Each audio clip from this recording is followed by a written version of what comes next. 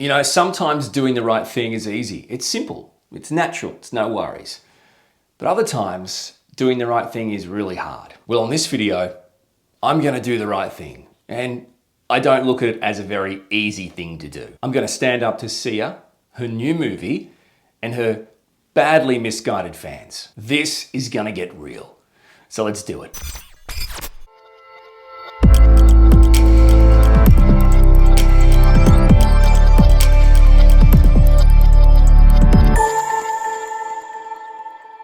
Hey, I'm Orion Kelly, that autistic guy, which means I'm autistic, right? Yeah, it does. And since my diagnosis in adulthood, I've devoted my time and effort to advocating for the autistic community. Now, I do that through my podcasts, blogs, and these YouTube videos with the aim of increasing the level of understanding and acceptance of autistic people. So, if that sounds like something you'd be interested in, I would absolutely be delighted.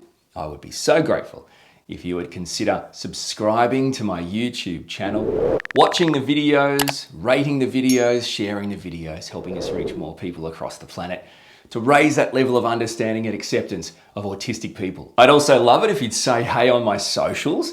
You can find me on Facebook, just like the Orion Kelly page, and say hey. Or you might want to check me out on Twitter. All the latest tweets on my podcasts, my blogs, my YouTube videos, everything you need to know tweeted, so don't miss that. Or check me out on Instagram if you want to see bits and bobs of things you don't see anywhere else. Maybe you'd like to check me out on TikTok. Either way, Facebook, Twitter, Instagram, TikTok, or go to my website, the one-stop shop. It's where you can find all my podcasts, all my blogs, all my videos, details on me, how you can get in touch. Plenty on my website, so go to that when you get the chance. It's orionkelly.com.au. All right, let's get down to business. Now, I have done videos previously on my response to the trailer that was released for Sia's movie Music. I also did a video on my response to the literally ridiculous amounts of Sia fans who commented on my video just abusing me and trying to argue with me on why I was wrong and why I should just be quiet, and blah, blah, blah. You can check those videos out, my response to the trailer and my response to the mean comments. They're on my YouTube channel. I want to make a quick point, by the way. This is not an argument. I'm just going to provide my thoughts, feedback, and response to Sia's movie Music. This is a conversation about differing perspectives. But I'm an autistic person, so I'm going to provide you an autistic perspective to Sia's new movie, Music. So I'd like to start with Sia's social media presence following the release of the movie Music in some countries that got it before anyone else, including here in Australia. So as you may not know, and you can definitely check out my other videos, like my response to mean comments and my response to the trailer, but following the backlash from the autistic community after the release of the trailer in 2020, Sia, she treated autistic fans in the autistic community pretty horribly. Nevertheless, at one point after all that, Sia in effect deactivated her Twitter presence. So the comments were gone, they never existed. Well, following the release of the movie Music in some of the first countries to see it, Sia took to Twitter. She's alive! And she did something very surprising. I'll show you the tweets because since then, she's deactivated her Twitter account again. Oh my goodness. So for starters, Sia took to Twitter and just said, I'm sorry. What are you sorry for, Sia? Okay, apology accepted. It's all good now, Sia. Then there was another tweet, and this one directly referring to her movie Music. Sia wrote, Music in no way condones or recommends the use of restraint on autistic people. She then goes on to talk about there are people you can see to help you with this kind of stuff. I don't get that part there, Sia. It's one thing to say, look, we're sorry for putting restraint scenes in the movie, but now here's some advice on how you're not a leading mind in the autistic field, so I don't really know. And by the way, did that come from Autism Speaks as well? And here's the last tweet from Sia that I want to read. Sia wrote, I plan to remove the restraint scenes from all future printings. Okay, but the damage has been done in the countries that have already seen the movie. Anyway, she says, I listened to the wrong people And that's my responsibility. My research was clearly not thorough enough, not wide enough. Oh, really? Now, don't say it wasn't thorough enough. It wasn't thorough, full stop. It wasn't wide. You did no research. Going to Autism Speaks, which, by the way, has a big presence in America where Sia now lives. So it's very possible, due to its just giant presence, it was just top of mind to Sia. But the research, thorough research, wide research, would have told her that Autism Speaks is, in effect, viewed by the autistic community as a hate group. Here's a basic example, right? When I was studying at uni, if I wrote a research assignment and in my reference list, I had one reference for all my arguments, for all my insights, one reference, I would fail. Okay, so here's one source. Okay, any other sources that maybe conflict with that argument, that maybe strengthen it, back it up. You can't just go, I've got one fantastic reference, so research is over. No, that's not research. And once those tweets were viewed by the world, guess what happened? Yeah, that's right. Twitter account deactivated again, like it never happened. I apologize. I got it wrong, but I'm keeping my movie in the cinemas, gonna make me some money. And guess what? You can't talk back to me. Twitter gone. So let's briefly touch on the restraint scenes, okay? Because really, the core of the apology that Sia tweeted was about the uproar that ensued from people like the people that I know in Australia and the countries that got access to the movie first experienced.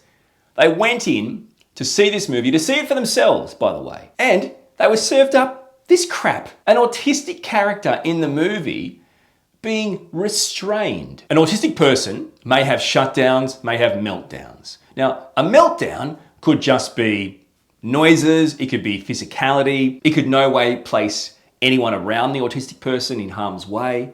It might not even place the autistic person in harm's way. Though, sometimes a meltdown can place the autistic person in harm's way or others around them. But this is an uncontrollable action. Get an autistic person and restrain them. I mean, like bear hug the hell out of them, right? Restrain them so they can't keep doing their thing. When you look at it, you can see the argument for why people have done it in the past or why it even still happens to this day. Okay, well, they're going to hurt themselves, so I've got to stop them from hurting themselves, so I'll restrain them. Okay, you can see that argument, but you have to look at it from an autistic point of view. If you are the autistic person and the world around you, and including the people restraining you, have caused you to melt down, an uncontrollable action you cannot just turn off, and those people are now restraining you, causing you further physical distress, further sensory distress, further raising your level of anxiety in restraining you like what? An animal? I don't know. Bottom line is, it is a fact. Autistic people, including autistic children, and for the most part autistic children, have died. Not been injured, died from being restrained. Died. If autistic kids have died from being restrained, why?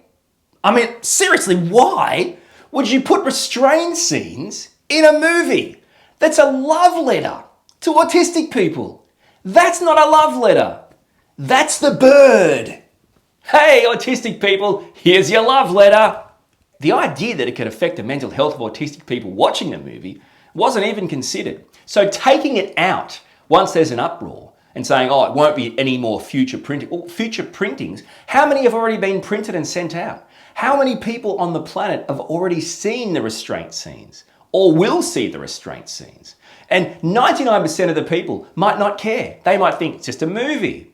But think about it. If you have a child and your child's autistic and they had a meltdown, an uncontrollable action, and a teacher or a friend or a family member or stranger restrained them because they thought it's the best way to stop them from melting down, which it isn't, and they died, how would you feel about watching a restraint scene? Let's talk about the characters and briefly the plot. Now, from my point of view, I don't even get what the storyline or the plot or the arc was. Character-wise, it's called music. And in the movie, the character music is the autistic person. But I don't think the movie is really about music, but it's called music. Really, if you ask me, it's about the neurotypical adult characters who care for music. And in a way, it's kind of a movie that tries to make heroes out of these adults, these troubled adults who turn their life around, who overcome obstacles to care for an autistic person. It's a hero piece for neurotypical people, using autistic people as like fodder. And this is the issue. For people who don't care about autistic people, who aren't autistic, for the misguided, blinded seer fans who refuse to acknowledge any other perspective and to just be mean-spirited and beat me down, I don't care. Because the bottom line is the autistic community have reacted how we've reacted because of the use of an autistic character in a movie. The casting of a neurotypical actress has no experience in playing autistic people, so the portrayal of an autistic person in this movie and the portrayal of how you handle, care, deal with autistic people is why autistic people are so upset. If you're a fan of Sia, you can't escape this. Sia made this movie. Sia researched this movie, wrote this movie, produced this movie, whatever she did. She's behind this. You can't just berate us. No, this isn't our fault. We were the fodder for this movie. You need to get over this. It's not acceptable. And this brings me to my final point. The idea that this movie music can be a success in the mainstream world, well, it troubles me for a couple of reasons. Okay, so the first obvious reason is you have an artist who is in effect making money by using an autistic character in a movie in a completely misrepresented, generic, badly, well, not even researched adequately way. Autistic people are being used as a tool to generate profits. And the tool that they're using isn't even a true representation of an autistic person.